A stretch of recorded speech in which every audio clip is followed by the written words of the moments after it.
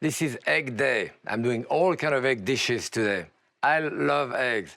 I'm going to start by showing you how to make a quiche Lorraine, the classic quiche Lorraine, in the style of my aunt. She never pre-cooked her dough, and she did the dough usually with some lard and butter. You unmold it this way, and right here, this is a great dish at the first course, and it is not really complicated to do. Here is how I did it. First, make the pastry. Now place 1.5 cups of flour, some butter and lard, and salt in a food processor. Process until the mixture resembles coarse crumbs. Then add the water, process again until the mixture begins to hold together. Dump the dough onto a work surface and gently gather it together, kneading it lightly and flattening it into a disc. Roll it into a circle a little larger than the quiche pan and carefully lift it up into the pan, pushing the dough into the corners with your fingers, then crimping the edge. Remove any excess dough using the rolling pin. Mark the dough using the back of a knife. The tart is now ready to fill. Cut 1.5 cups of Gruyere or Emmentaler cheese into 1/2-inch cubes and arrange them in the base of the prepared pastry case. Thinly slice about 5 slices of cooked bacon and sprinkle them over the cheese. Crack 4 large eggs into a bowl, season with salt and pepper, and whisk well. Pour into 1.5 cups of milk and 1/2 cup of heavy cream and mix again. Gently put 3/4 of the custard mixture over the cheese and bacon. Set the filled quiche on a baking sheet and place it into the oven where you can pour in the remaining custard mixture without spilling it. Bake in a 400-degree oven for about an hour. And then let it rest for 20 minutes before you cut into it. Okay. This is the classic quiche, which I'm going to enjoy with a glass of wine. And there are many more egg dishes to do today because this is essential Pépin.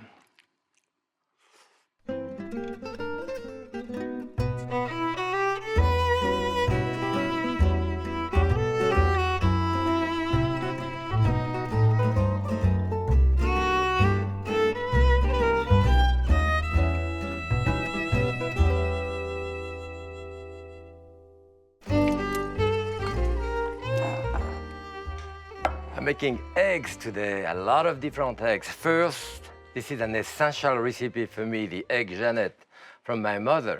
Then we're going to do a flan with green herbs, and a broccoli rabe with ham and Parmesan Souffle, beautiful souffle, and I hope you're going to enjoy that. When I was a kid, my mother used to do those eggs. I've never seen those in any recipe anywhere. And you see those eggs have been boiled for 10 minutes, actually boiled.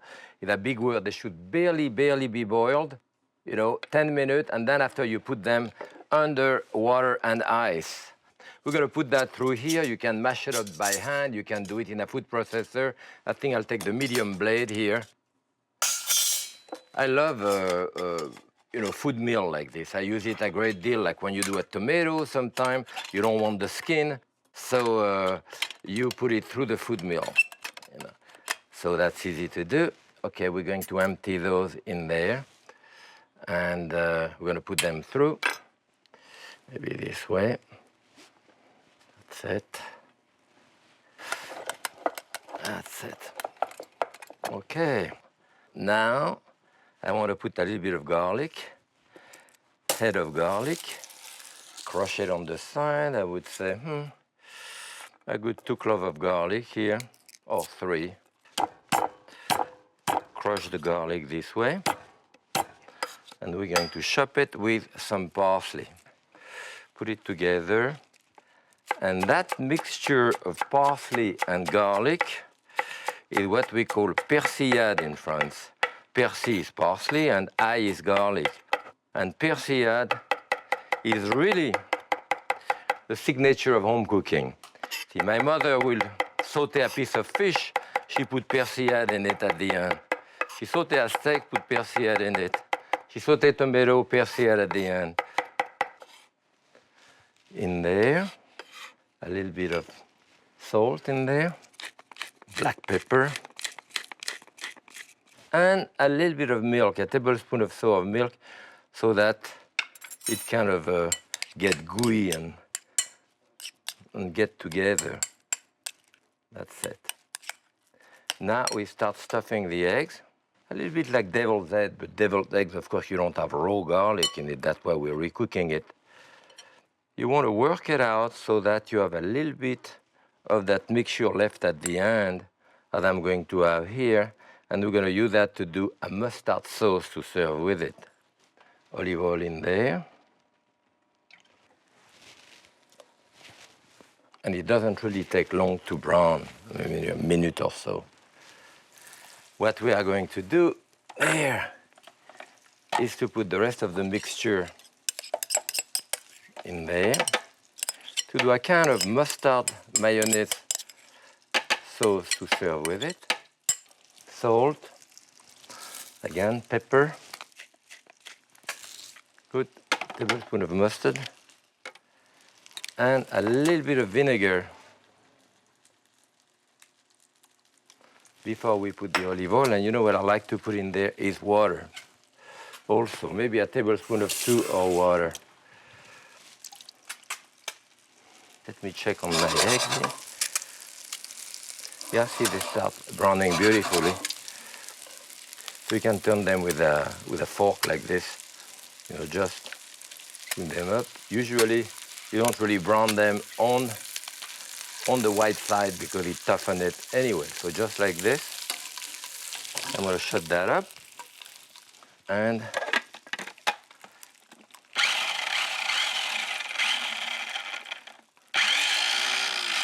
put the olive oil in there. About 3 tablespoons of olive oil. I will put there. Good. See what it tastes like. Just like my mother used to do. And that's it. We put that on the base. My eggs right there. And we can start arranging that. Great for hors d'oeuvre, you know, with a salad or even on a buffet sometime, serve when we have people at home. Et voilà, my mother Eggs Jeannette. Flan with green herbs. Flan, of course, in Spanish, the flan is the custard, you know, like a caramel custard. But in France as well, my mother would never call a caramel custard a caramel custard. She called it a flan. Flan. So flan is usually, you know, in one way or the other, some type of custard.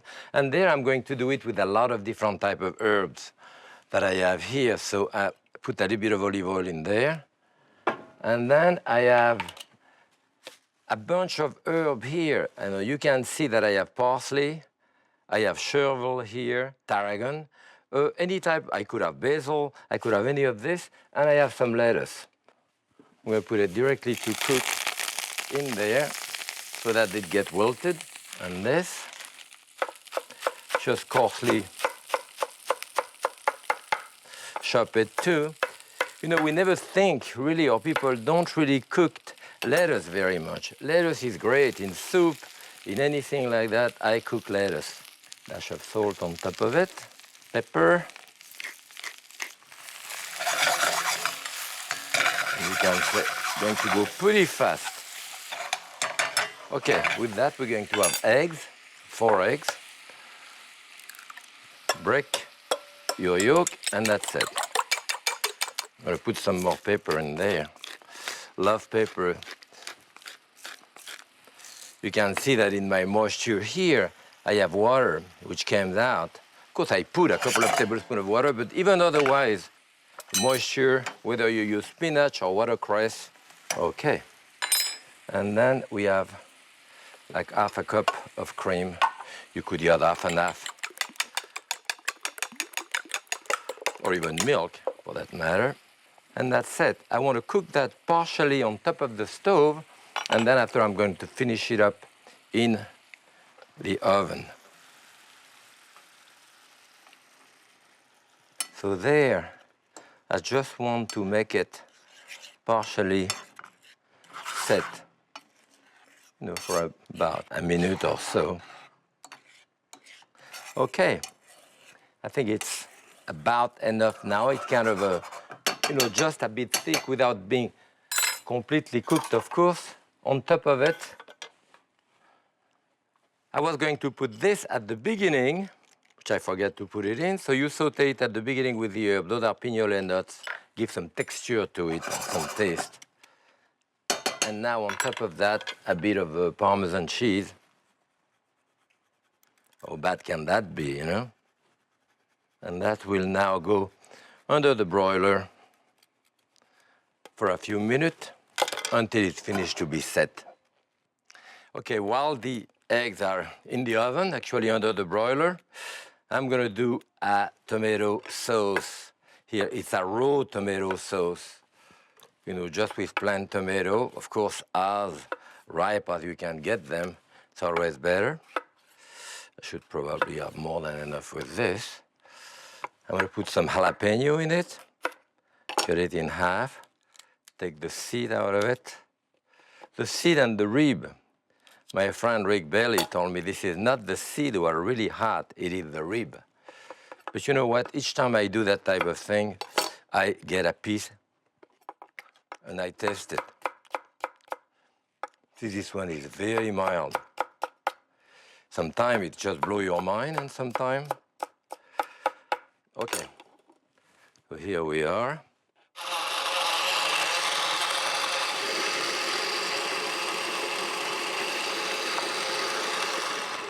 A little dash of white wine vinegar, salt. I don't need pepper with that, but of course a little more of olive oil.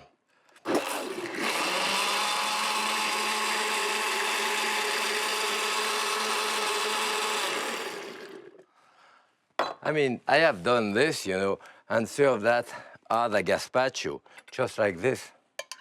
And it's absolutely delicious and hot. I'm going to check on my flan now. I have a beautiful green color like this.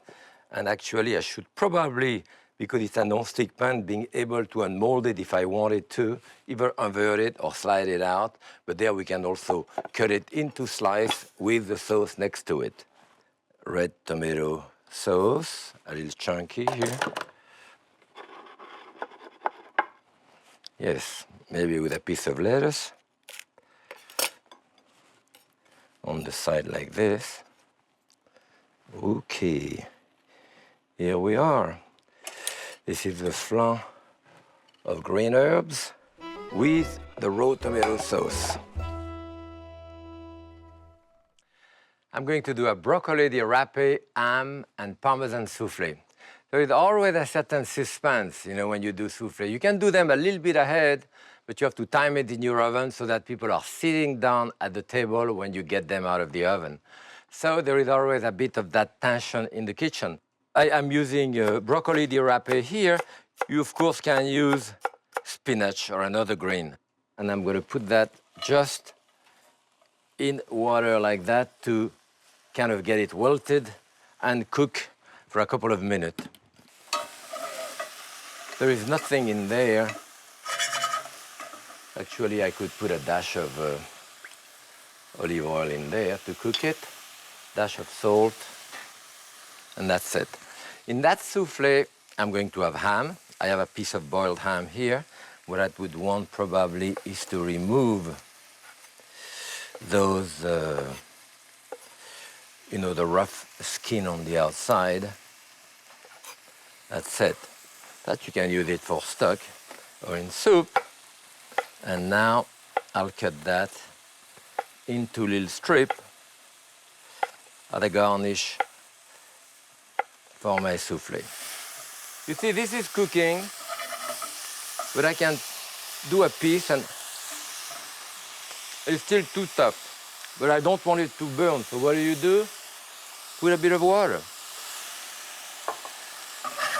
That will cook another 3-4 minutes. The water will evaporate. You'll be done at the same space, but it will be tender. Now we have a mold here. I mean, a gratin dish. You can do your souffle in there. Of course, this is Pyrex type of thing, something which can go into the oven. And about half a tablespoon of butter. You want to be generous here to have a nice crust on the outside. And that, as I said very often, you should, most of the time in souffle, prepare your souffle mold and keep it cold in the refrigerator. Okay. So the coating we're going to put outside here, we are going to put breadcrumb. I have fresh breadcrumb here and a bit of Parmesan cheese mixed together. That's it. And then you put it in there. Don't worry about the quantity here, because what you do at that point, you start angling it like that so it sticks all over the place. I'm beating those eggs into a copper bowl, unlined copper bowl. You can do it in a KitchenAid mixer, you know, it's perfectly fine. In a stainless steel, not in an aluminum bowl. It's going to discolor the egg white and you won't be able to beat it properly. When you use raw copper, like I have here, I clean it up with vinegar and salt. The copper will acidify the egg white. There is a physical reaction with the egg white. Anything you put in copper, like you cook sugar in copper to acidify the sugar and prevent crystallization. In that case here, the egg white is like putting a little dash of cream of tartar or a few drops of lemon juice. You know, that type of thing that you see when you beat egg white. The copper will do it naturally. So, I'm separating the eggs. Again, break your eggs on something flat like this. So I have them in there, so now I remove the yolk. Now, you see, I have the whole yolk here. And that includes, even at some point, that piece that you see here, which is called the chalaza of the eggs. It's actually a sinew on each side of the yolk, that sinew which holds the egg in suspension in the center of the shell.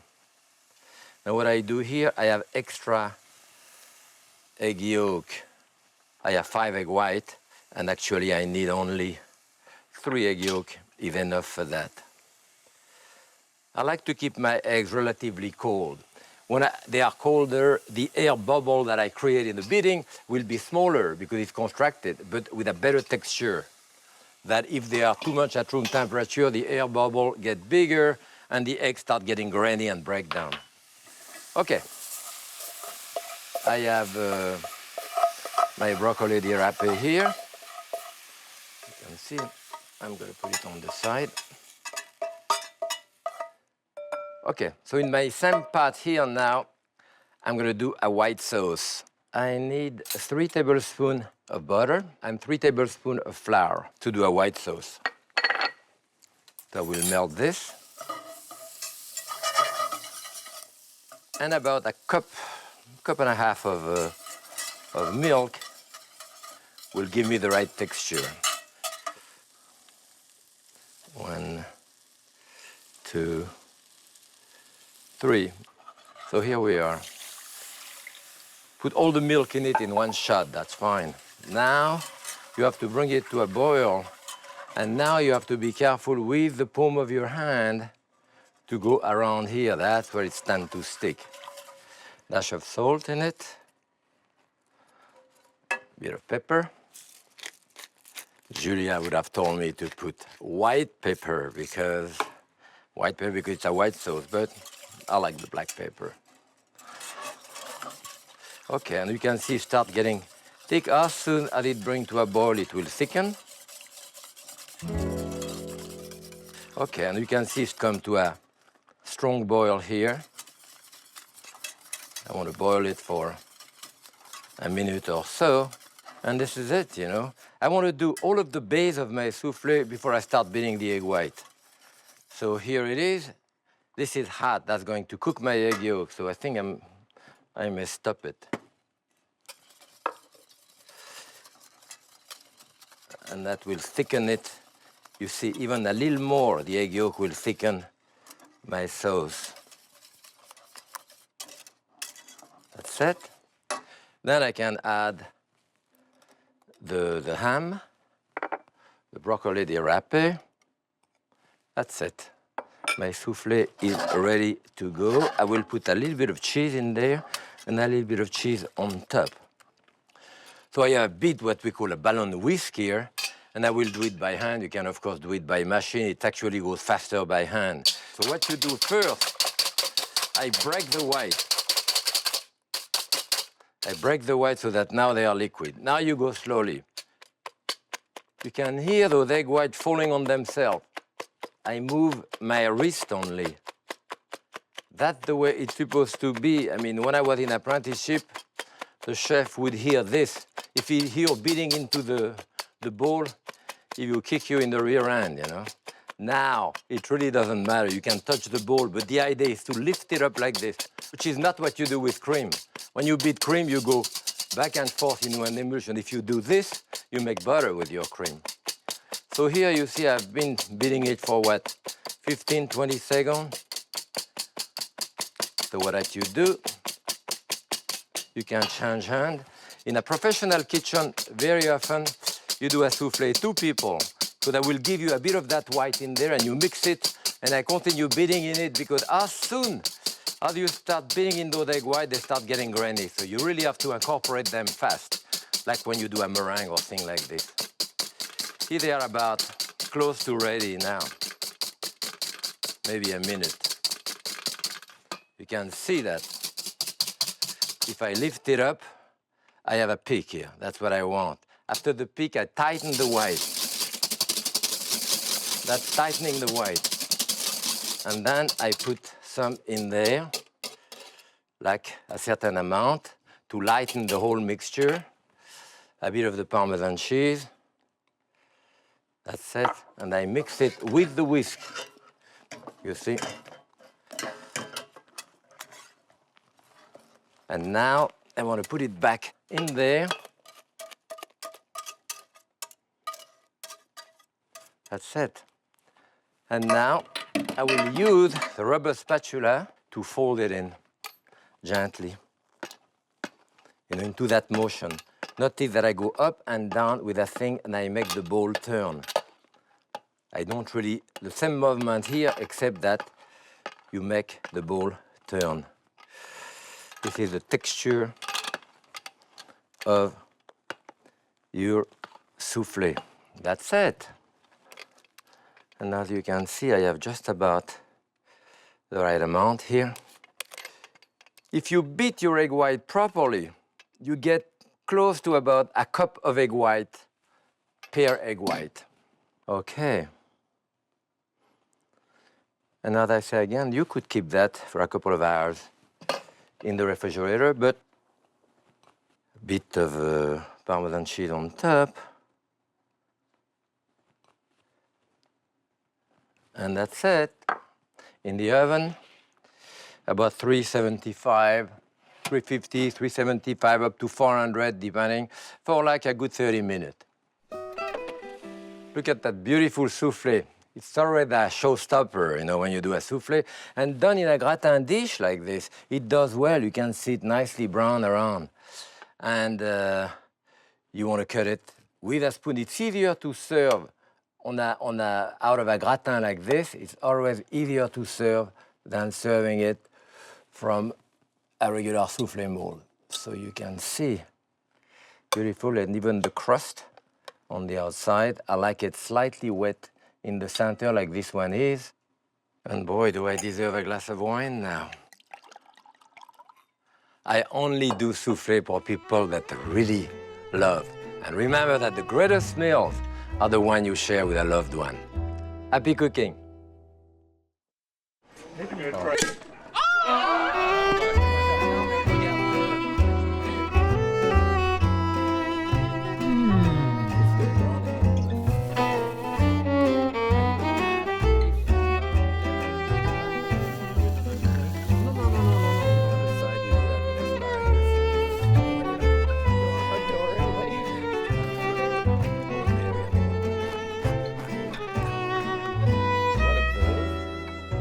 Happy cooking.